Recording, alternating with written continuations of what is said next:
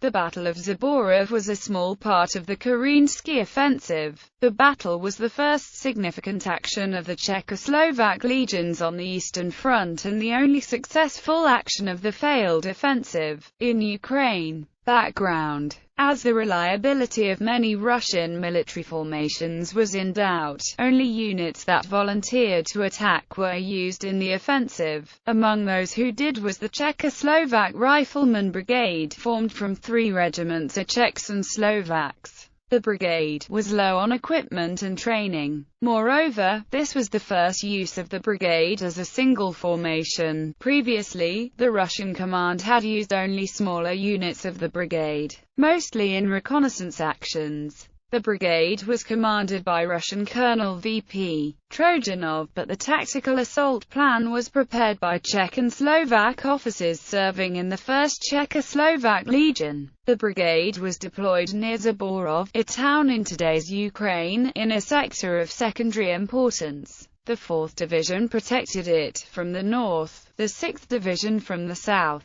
The enemy, the Army of Austria-Hungary, deployed 4 well-entrenched and well-equipped infantry regiments, the IR 6, 35, 75 and 86. Battle. At 5:15 on the 2nd of July, the second day of the offensive, after an initial artillery bombardment, small groups of legionnaires equipped with grenades attacked the enemy. After they breached the barbed wire defenses, follow-up units continued with the attack. By 1500 the Legion had advanced deep into enemy territory, breaking through the entire Austrian trench line. 3,300 enemy soldiers were captured, 20 guns and large amounts of war material were seized. The Czechoslovak losses were 167 killed, 17 mortally wounded, 11 missing and around 700 injured. Aftermath. This success had no wider effect on the doomed offensive. The battle, however, gave propaganda and political capital to the leaders of the Czechoslovak resistance and convinced the Russian government to end its limitations on new units formed from Czech and Slovak soldiers captured during the war. Moreover, news of the armed action of the Czech exterior resistance reached the Czech people in Austria-Hungary for the first time. Any reference to Czech volunteers fighting on the side of the Entente was suppressed by censorship.